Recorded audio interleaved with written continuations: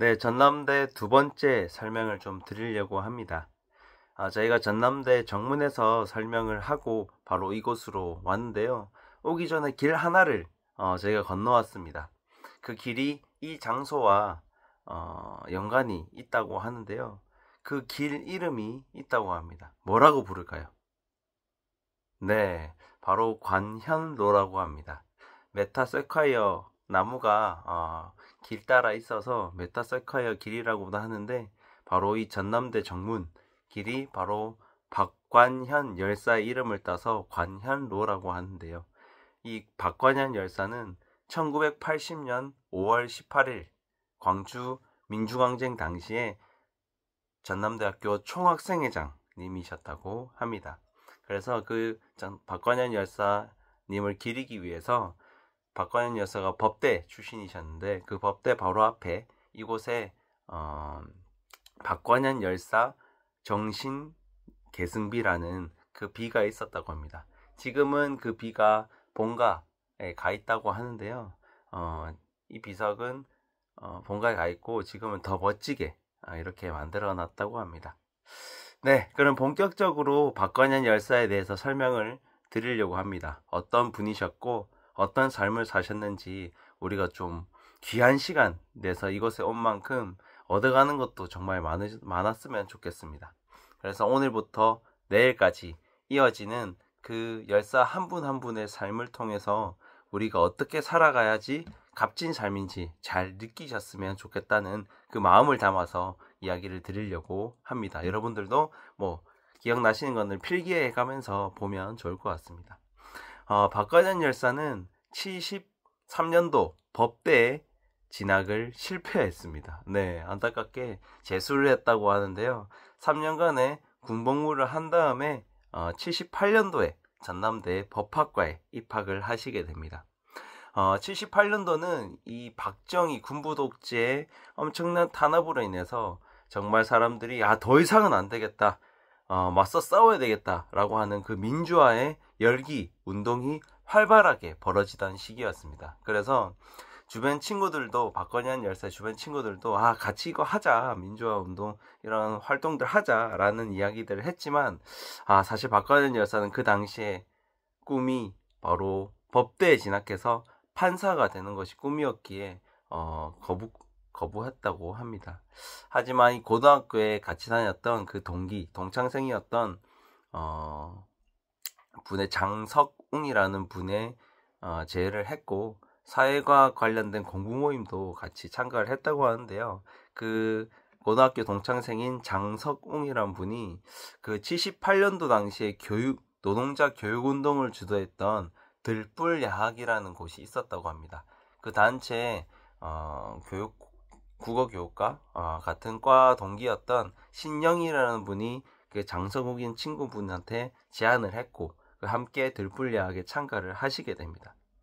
그 장석웅이라는 친구분은 또 이 박관현 열사를 또 가만두지 않았겠죠. 네, 사법고시 준비를 하고 계셨던 그 박관현 열사를 함께 활동하자고 이야기를 했고, 박관현 열사도 제안을 받아들였다고 합니다. 그래서 이 78년도 12월 달에 들불야학이라는 아까 얘기했던 노동자 교육운동을 주도했던 그 단체에서 노동자의 삶을 한번 들여다보자 라고 하면서 광주공단 노동자 실태조사를 실시를 하게 됩니다. 그때 들불야학에 계셨던 분이 5.18을 주도했던 윤상원 열사, 김경철 열사라는 분이 함께 들불야학에 있었는데, 그때 박관현 열사하고 만나서 인연이 되었다고 합니다. 근데 그 공장에 나가보니까 정말 노동자의 삶 열악했다고 합니다. 정말 이 사회 부조리가 이곳에 다 모여져 있는 것 같은 그런 상황이었다고 합니다. 1970년도 우리는 기계가 아니다, 노동법을 준수하라, 근로기준법을 준수하라라며 근로기준법 책을 안고 산화하셨던 그 전태일 열사가 산화하신 지 8년이나 지났지만 여전히 그런 삶은 똑같다고 할 정도였었습니다. 그러면서 박관현 열사는 그 현장을 직접 목도하고는 이대로는 정말 살지 못하겠다, 열악한 삶을 마주하며 그동안 믿어왔던 법관의 길에 좀 회의감을 느끼기 시작합니다. 그러면서 다시 1979년 4월 달에 다시 학교로 돌아와서 사회과학 서클을 만들어서 작년에 했었던 광주공단 노동자 실태조사 이거를 학교 안에 꼭 알려야겠다 라고 하면서 전남대 신문에 실게 됩니다. 그런데 이 노동자 실태조사가 학교 내 그리고 우리 광주 시내에 완전 큰 반향을 일으킵니다. 왜? 그때 당시에 박정희 군부 독재가 이 언론을 전부 다 탄압하고 막고 있었거든요. 그렇기 때문에 이 노동자 실태조사는 엄청 큰 반향을 일으키면서 계속 이것을 5차례나 냈다고 합니다. 하지만 당연히 박정희 정부가 가만히 있지 않았겠죠. 5차례 중에 2차례가 성공을 했고 3차례는 무산됐다고 합니다. 이 일로 박관현 열사는 전남대학교 학생운동으로 본격적으로 접어들게 되는데요. 여기에 보시면 또 총학생회장 준비를 하는 또 동료비도 있죠. 네, 그래서 좀 잘 보면 좋을 것 같은데요. 79년도 10월 26일 바로 박정희가 자기의 신복이었던 김재규에게 총을 맞고 돌아가자 바로 그 이후에 서울의 봄, 민주화의 봄이 또 오게 됩니다. 그러면서 학내에도 총학생회 건설, 민주적인 총학생회 건설을 해야 되겠다라는 그런 꿈틀거리고 있었습니다. 그래서 1980년도 4월 전남대 총학생회장 부활을 앞장서기 위해서 바로 이 박관현 열사가 출마를 결심하시게 되는데요. 그때 3파전이었다고 해요. 하지만 화려한 언변력과 그리고 학우 사이에 엄청 인기가 많았던 그 박관현 열사는 60%라는 압도적인 득표를 하면서 전남대학교 총학생회장으로 당선하게 됩니다. 박관현 열사는 총학생회장이 된 이후에 이 민주화의 열기를 어떻게 더 확산시킬 것이냐라는 그런 깊은 고민들을 많이 하셨다고 해요. 그래서 당선되자마자 학내에 주도했었던 바로 교수, 교직원, 학생회장, 서클회장 이런 사람들을 계속 만나면서 우리 5월달에 민주화 성회를 한번 열어보자 라는 그런 제안들을 하셨고 결국에는 5월 14일부터 16일까지 그 민주화 성회를 성사시켰다고 합니다. 저희가 이 전남대학교 나중에 행사를 끝나고 옛 전남도청으로 행진을 해 나갈 건데요. 바로 그 옛 전남도청이 민주화 성회가 있었던 곳이라고 합니다.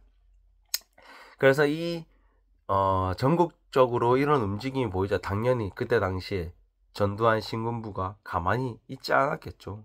그러면서 전국적으로 또 군대를 투입하면서 결국 5월 17일 자정부로 계엄령을 전국적으로 확대하게 됩니다. 그래서 군부는 가장 먼저 어디를 침탈했냐? 바로 대학생들, 시민들이었습니다. 그때 당시에 이화여대에서 대학생 대표들이 모여가지고 회의를 하고 있었는데 그때 군부가 들어가서 모조리 그때 당시에 대학생 대표들을 다 잡아 가뒀다고 합니다.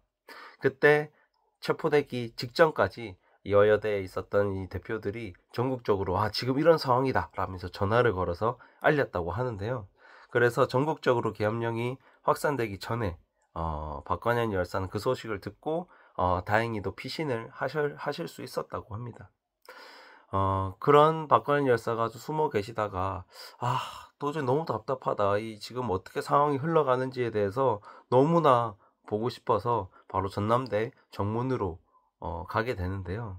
그때 경비를 서고 계셨던 수위가 여기 있으면 관현 죽는다면서 빨리 도망가라고 이야기를 했고 결국 여수로 피신을 했고 뉴스로서 밖에 5.18을 접하지 못했다고 합니다.